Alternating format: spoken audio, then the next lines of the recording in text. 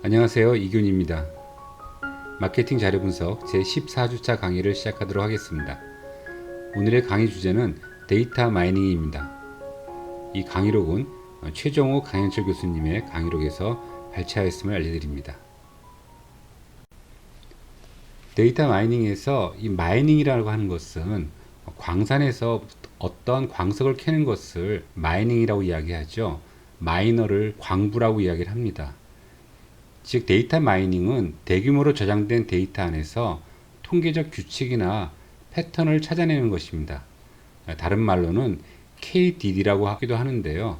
Knowledge Discovery in Database, 데이터베이스에서 지식을 찾아내는 그런 절차를 KDD라고 이야기를 합니다. 데이터 마이닝의 응용 분야로서는 신용평가 모형 개발, 사기 탐지 시스템, 장바구니 분석, 최적 포트폴리오 구축 등이 있습니다. 신용평가 모형 같은 경우에는 은행에 고객들의 많은 신용 정보가 들어가 있는데요. 그 중에서 동산, 부동산, 그리고 급여, 직업, 나이 이런 것들에 따라서 그 사람의 신용의 등급이 어떤 식 영향을 주는지 그런 것들을 평가하는 모형이 개발되어 있습니다. 사기 탐지 시스템 같은 경우에는 신용카드 부정 사용 방지를 위한 시스템들이 많은데 예를 들어서 도난된 카드인 경우에 어떤 패턴을 찾아냈었냐면 백화점에서 가장 저렴한 물건을 사서 조금씩 비싼 물건을 사고 맨 마지막에는 유흥업소에서 결제를 하는 형식의 그런 패턴을 찾아내서 만약에 그러한 패턴을 보이는 소비자인 경우에는 중간에 전화를 걸어서 본인이 사용한 것이 맞는지를 확인하는 그런 시스템을 갖추기도 했었습니다. 장바구니 분석이라고 하는 것은 사람들이 물건을 살 때 같이 사는 것들이 무엇인가 이런 것들을 분석하는 것이고요.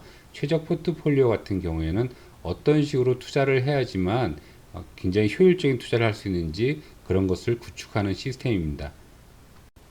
데이터 마이닝은 분류, 군집화, 연관성, 연속성, 예측 등을 분석하는 분야로 이루어져 있는데요. 분류라고 하면 일정한 집단에 대한 분류 및 구분을 뜻합니다. 예를 들어서 경쟁자에게로 이탈한 고객 이런 것들을 분류하는 것인데요.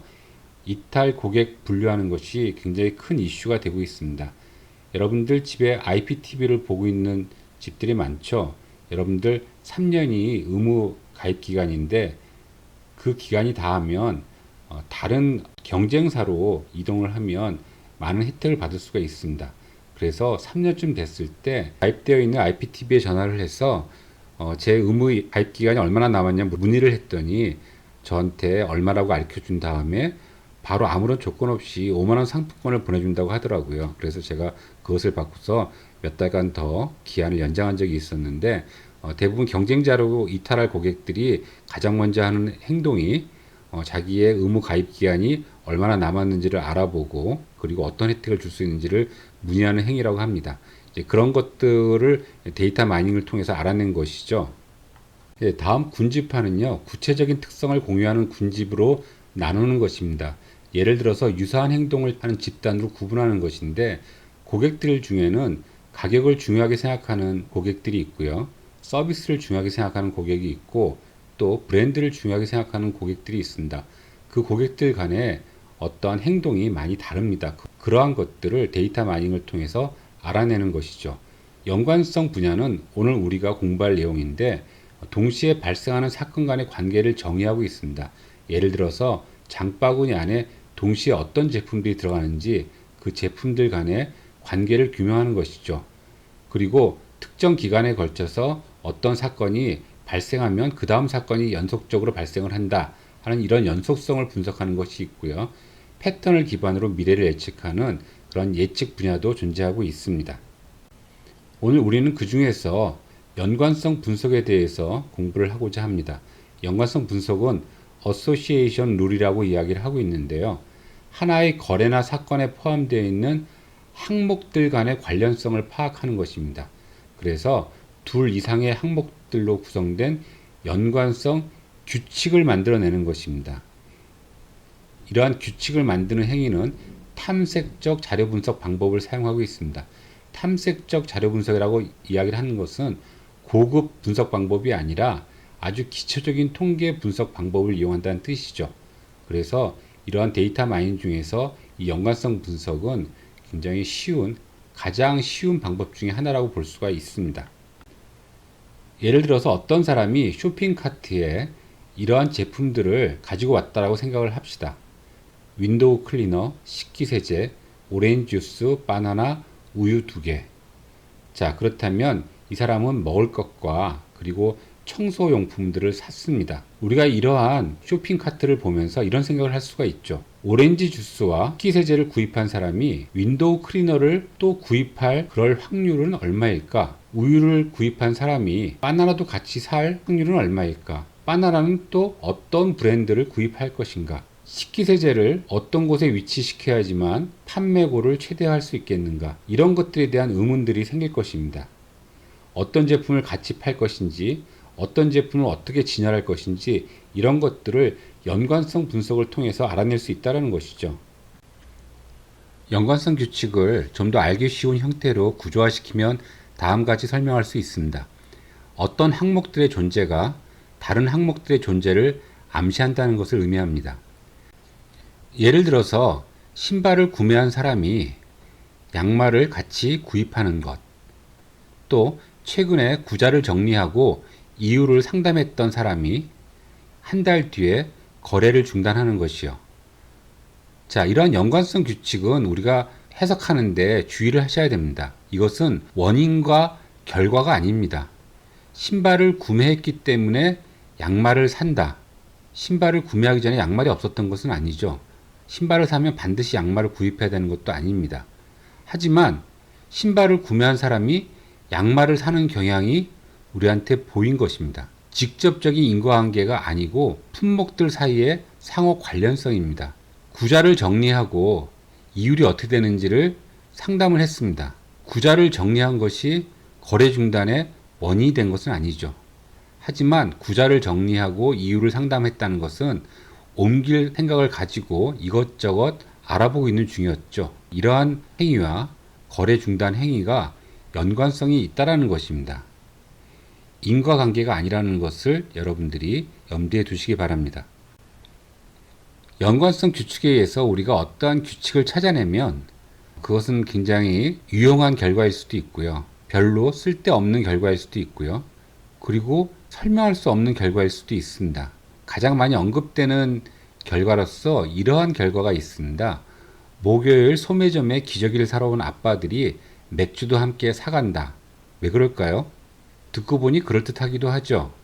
목요일 소매점에 주말을 앞두고 기저귀를 사러 온 아빠들, 젊은 아빠들이겠죠.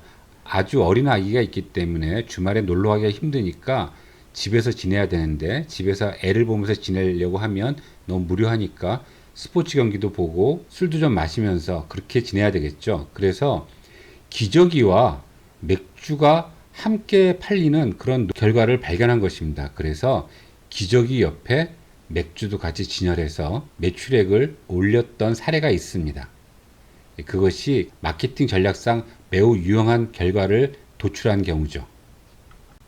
또 어떤 경우에는 정비 계약을 맺은 소비자들이 설비를 많이 구매한 것 같은 그냥 원래 다 알고 있던 사실입니다. 그래서 크게 신경 쓸 필요가 없는 그런 규칙을 발견할 때도 있고요. 또 전혀 이 이유에 대해서 알 수 없는 경우가 있습니다. 자, 이러한 사실이 있다고 합니다. 새로 철물점을 개업하면 대개 화장실 문고리가 많이 팔린답니다. 왜 그럴까요? 논리적으로 설명할 수가 없죠. 그래서 이런 의미를 발견하기 위해서는 많은 고민이 필요하는데, 자, 어쨌든 연관성 규칙을 통해서 우리가 유용한 결과를 얻어내고자 합니다. 우리가 데이터 마이닝이라고 표현하는 이유가 데이터를 통해서 어떤 가치 있는 것을 찾아내는데, 여러분, 광산에서 모든 걸 캐내면 다 그것이 금이 될 수는 없는 것이죠. 금도 있고 별로 쓸모없는 그런 광석들도 많이 있지 않습니까? 그래서 우리가 데이터를 갖고서 이것저것 규칙을 찾다 보면 굉장히 유용한 결과도 얻을 수 있지만 별로 유용하지 않은 결과도 얻을 수 있다는 것을 항상 기억하시기 바랍니다. 연관성 규칙은 그 제품들 간에, 그 사건들 간에 얼마큼 연관이 있느냐를 수식으로 표현합니다. 숫자로 표현하죠. 그 중에서 가장 첫 번째가 지지도, 서포트입니다. 전체 거래 중에서 항목 A와 항목 B를 동시에 포함하는 거래의 비율, 이것을 서포트라고 이야기합니다. 지금 우리는 A라는 제품과 B라는 제품의 연관성을 보려고 하는데, 일단 A라는 제품과 B라는 제품이 동시에 발생하는 그 빈도수가 기본적으로는 많아야 되겠죠. A와 B의 관계를 보는데 A와 B가 동시에 팔리는 경우는 거의 없었다 하면, 그것은 우리가 여기서 어떤 연관성 규칙을 찾아내는 것이 의미가 없겠죠. 그래서 일단은 기본적으로 A와 B가 동시에 발생하는 그런 거래의 비율, 서포트가 어느 정도는 존재를 해야 됩니다. 그래서 우리가 서포트를 어떻게 표현하냐면 A와 B가 동시에 일어날 확률로 정의합니다. 전체 거래수 중에서 항목 A와 항목 B가 포함된 거래수를 서포트라고 표현합니다. 두 번째가 신뢰도입니다. confidence. 항목 A를 포함하는 거래 중에서 항목 B가 포함된 거래의 비율입니다. 이것은 여러분들이 1학년 때 기초통계학 시간에 배웠던 조건부 확률과 같은 의미입니다.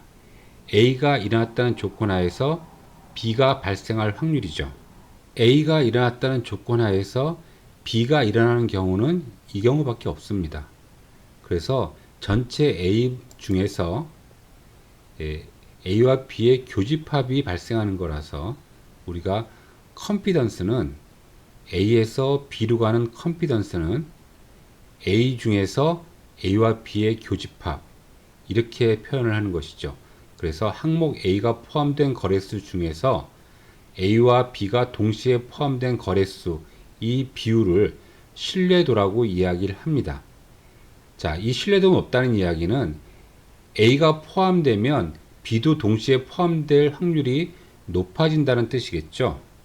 하지만 이 신뢰도를 우리가 궁극적으로 구하는 것은 아니고, 우리가 앞으로 구할 새로운 평가 기준 리프트를 구하는데 유용하게 쓰이기 때문에 우리가 이것을 계산하는 것입니다.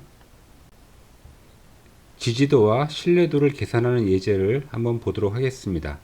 자, 이것은 피자에 올라가는 토핑에 관한 이야기입니다. 피자에 버섯만 올리는 경우가 있고요. 페퍼로니를 올리는 경우가 있고, 뭐 이렇게 되어 있습니다. 전체 합계가 2000판인데 토핑을 버섯만 한 것이 100판입니다. 또는 버섯하고 페퍼로니하고 치즈를 토핑한 것이 100판이고요. 이것은 미국의 자료인데요. 미국에서는 토핑을 많이 하지 않습니다. 우리나라처럼 보통 아무것도 없이 치즈만 좀 더 추가하는 경우가 굉장히 많죠. 그리고 추가 토핑을 안 하는 경우도 550건, 거의 25%가 넘죠. 이러한 형식을 보여주고 있습니다. 자, 여기서 우리가 이러한 버섯과 페퍼로니, 치즈 이런 토핑들 간의 연관성을 발견하기 위해서 이것을 가지고 지지도와 신뢰도를 계산해 보았습니다. 지지도는 두 개의 변수의 교집합인데, 이걸 구하기 위해서 먼저 각 변수의 확률을 계산하도록 하겠습니다. 자, 버섯이 들어갈 확률이요. 전체 2000판 중에서 버섯이 들어가는 경우는 이 경우와 이 경우, 이 경우이기 때문에 100 더하기 400 더하기 300 더하기 100 해서 총 900건입니다. 그래서 2000분의 900 해서 45%입니다.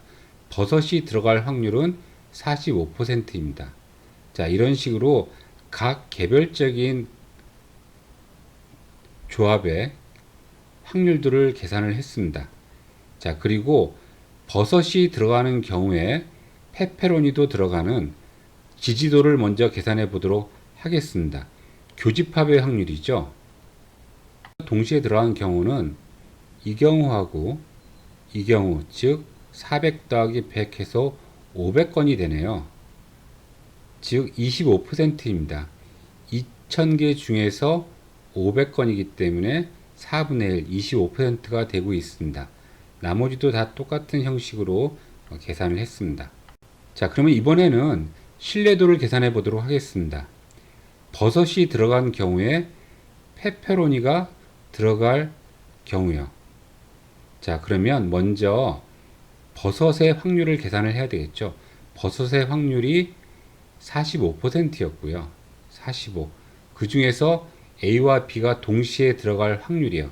조건부 확률 계산할 때 A가 일어났다는 조건 하에서 B가 일어날 확률은 A분의 AB 교집합이었죠. 그래서 A 확률이 45고 교집합 25 해서 55.6이 신뢰도가 되고 있습니다. 자, 이런 식으로 신뢰도를 다 계산해 주었습니다. 자, 이제 우리가 가장 중요하게 생각하는 세 번째 기준입니다. 향상도입니다. 리프트 임프루먼트입니다. 자, 이것은 항목 A를 구매한 경우에 그 거래가 항목 B를 포함하는 경우와 항목 B에 관계없이 임의로 구매되는 경우의 비율입니다. 자, A에서 B로 갈 때 향상도라고 하는 것은 여러분 지금 B를 샀는데요. A를 사고 B를 산 것이죠. A를 샀다는 조건 하에서 B를 살 확률과 그냥 B를 살 확률과 비교를 한 것입니다. 자, 여러분들 A와 B가 관계가 있다라고 하면 그냥 B를 사는 확률보다는 A를 샀을 때 B를 살 확률이 더 크겠죠. 그래서 요 리프트 값이 1보다 더 크게 될 것입니다. 다시 말해서 리프트가 1보다 크다라고 하는 것은 그냥 B를 사는 경우보다는 A를 샀을 때 B를 사는 경우가 더 많다라는 얘기죠. 즉, A를 사면 B를 살 확률이 높아진다는 뜻입니다. 두 품목이 서로 양의 상관관계를 갖고 있다는 이야기입니다. 그래서 우리가 리프트 값이 1보다 큰 경우를 주목하게 됩니다. 반대로 리프트가 1보다 작다는 얘기는 두 품목이 서로 같이 사게 되는 경우는 별로 없다는 얘기죠. 약간 좀 재미없는 예를 들었는데 지사제와 변비약 같은 경우에 동시에 살 경우는 없다 이렇게 표현하고 있습니다. 리프트가 1보다 작다라는 것은 서로 음의 상관관계니까 하나를 사는 경우에 나머지 하나를 살 확률이 떨어진다는 것이죠. 서로 같이 구매하지는 않는다는 의미입니다. 자, 그러면 아까 했던 계산을 마저 향상도까지 구해보도록 하겠습니다. 아까 저희가 지지도와 신뢰도까지 계산이 끝났었는데요. 자, 이번에 버섯에서 페퍼로니로 가는 향상도를 계산해 보도록 하겠습니다. 자, 이것이 지지도고 이것이 A의 확률이고 이것이 B의 확률입니다. 자, 그렇다면 그냥 B를 사는 확률과 A를 샀을 때 B를 사는 확률을 계산하는 거라서 조건부 확률을 계산하면 얼마입니까? 45분의 25죠. 그리고 그것을 42.5로 나눠주는 것입니다. 45분의 25가 55.6이었고요. 55.6이었고요. 그것을 42.5로 나눠준 것이라서 향상도는 1.31입니다. 버섯을 토핑으로 선택하는 경우에는 페퍼로니를 같이 선택할 확률이 매우 높아진다는 것이죠. 하지만 버섯과 페퍼로니를 선택하고 나면 그 뒤에 치즈를 선택하는 일은 별로 없다라는 이야기입니다. 향상도가 1보다 작기 때문에 오히려 이 그룹과 이 그룹은 서로 음의 상관을 갖고 있다는 이야기입니다. 우리가 연관성 규칙의 평가 기준으로 3개를 배웠습니다. 뭐뭐 배웠죠? 지지도, 신뢰도, 향상도 이 3개를 배웠는데 우리가 이것을 가지고 평가할 때 고려해야 될 사항을 정리했습니다. 신뢰도의 값이 크면 좋지만 신뢰도가 크다고 모두 최선의 연관성 규칙은 아닙니다. 왜요? 일단은 지지도가 두 개를 동시에 사는 기본적인 지지도가 어느 정도 수준 이상이 돼야지만 됩니다. 그리고 신뢰도와 지지도는 자주 구매되는 항목에 대해서는 연관성 때문이 아니라 우연하게 높게 나올 수도 있습니다. 신뢰도와 지지도는 원래 지도가 높으면 신뢰도도 높게 나올 가능성이 많기 때문에 향상도를 관찰할 필요가 있다는 것이죠. 신뢰도가 높을 경우에도 A에서 B로 가는 항목 A의 확률이 커야지만 연관성 규칙의 의미가 있습니다. 즉, 향상도가 1보다 커야 유용한 정보라서 항상 우리는 연관성 규칙을 볼 때 일단 기본적으로 지도가 높아야 되고요. 그리고 향상도도 1보다 커야지만 의미 있는 연관성 규칙이라고 생각하게 될 것입니다. 갑자기 영어가 나와서 당황하셨겠지만, 자, 이제 우리가 이것을 가지고 실습을 진행해 보려고 합니다. 그런데 이러한 얘기가 있어서 제가 잠시 인용을 했습니다. 만약에 당신이 이커머스 사이트를 운영하고 있다라고 생각을 해 보십시오. 온라인 쇼핑몰을 의미하는 것이죠. 그렇다면 사람들이 동시에 어떤 것을 사는 경향이 있는지 그 제품들의 조합에 대해서 알고 있다면 굉장히 좋을 겁니다. 왜냐하면 여러분들이 어떤 제품들이 벌써 팔렸고 또 팔릴 것인지 그것에 관한 정보를 알고 있다면 그것을 여러분들의 고객들에게 그러한 제품들의 목록을 추천할 수 있기 때문입니다. 이것이 바로 우리가 추천 엔진이라고 말하는 것입니다. 자, 이것은 여러분들 과거에 아마존에서 처음 개발한 방법입니다. 아마존은 원래 처음에는 책을 팔던 온라인 쇼핑몰이었어요.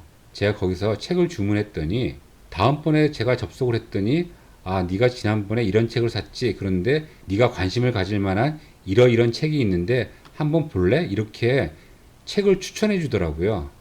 지금은 많은 사이트에서 그렇게 추천을 해주지만 그 당시에는 정말 신선한 충격이었습니다. 아, 나의 취향을 존중해 주는 것 같고 나에 대해서 관심을 갖는 것 같아서 매우 기분이 좋았고요.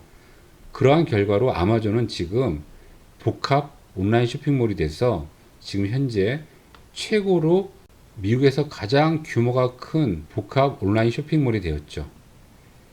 자, 이런 것을 할 수 있게 해준 것이 R 패키지에 있습니다. R 패키지에 A 룰이라고 하는 그런 패키지인데 이게 A가 뭔지 아시겠죠?